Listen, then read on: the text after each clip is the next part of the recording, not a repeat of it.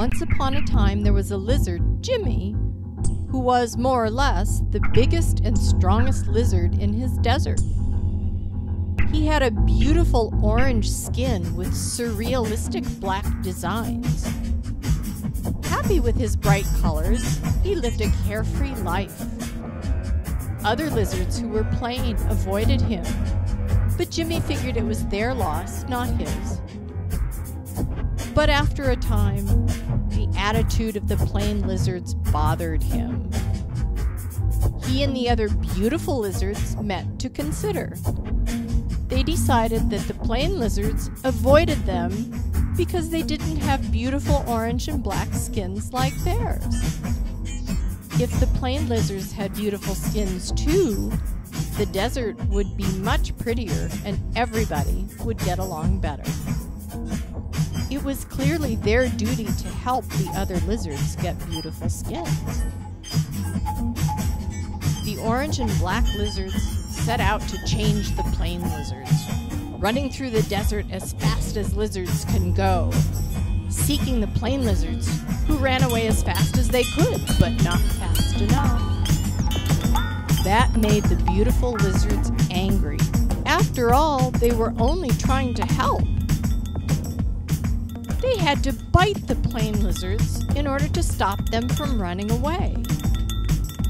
Then the plain lizards just crawled away and shriveled up in the desert sun. Jimmie called another meeting of the orange and black lizards. Why couldn't they understand? The beautiful lizards shook their heads, flicking their pink tongues.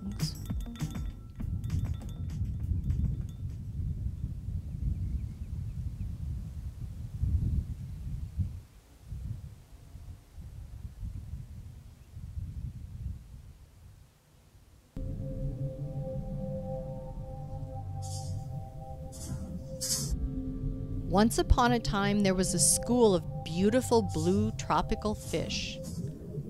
Lila was the point fish for the school. And when there was danger, Lila changed the direction of the entire school in an instant. The blue school was quick, fast, and smart. There were other schools on the coral reef: yellow schools, orange schools, bright red and white striped schools, a rainbow of schools, all beautiful, maneuvering rapidly, escaping all predators when their point fish gave the command. After a time, other tropical fish came to the reef. They did not have a school, so they were assigned to Lila's school.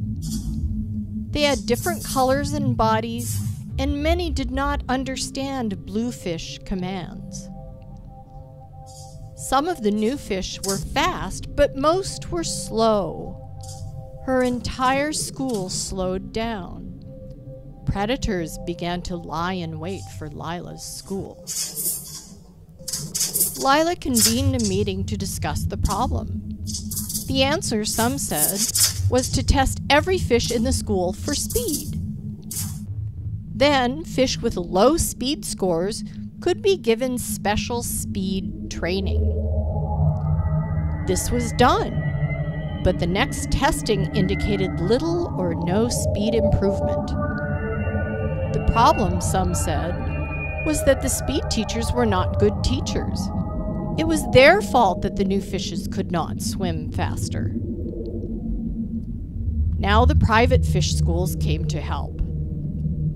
They told Lila that the fish in her school should have a choice: the freedom to go to their new private fast swimming school or to stay in their old one. But Lila must give them bluefish money because they could not teach for free. Lila agreed, but the slow fish stayed in her school and most of the fast fish went to the new private swimming school. Lila's school tested worse than ever. The testing company said they needed more tests. The private fish schools said they needed more bluefish money to support more private fast swim schools. After a while, the bluefish school replaced Lila. for incompetence.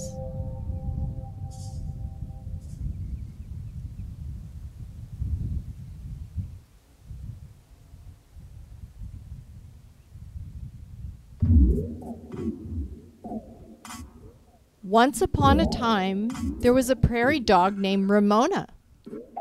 Because she was young, tall, and with excellent night vision, she was assigned the graveyard shift, the watch from midnight till 4. She stood on her hind legs, alone, surveying the shadows cast by starlight on the high rolling prairie, studying the band of stars overhead, wondering what it meant and for what she was supposed to be looking. Anything that moved, she guessed.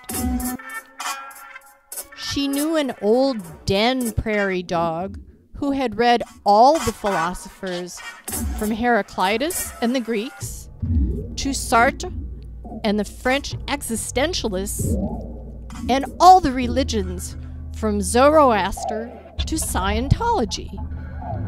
She would ask him. The old dog studied her face for a long while.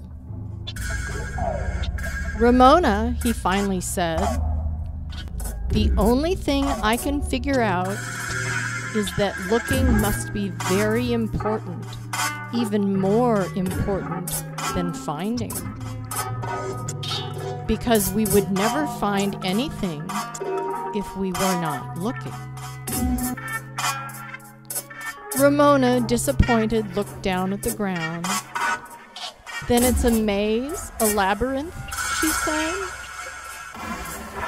"Maybe," said the old dog. "Maybe not. Either case, keep looking." That night, staring at the moonlit prairie, Ramona wondered if what the old dog said was wisdom, or if it was just more bullshit.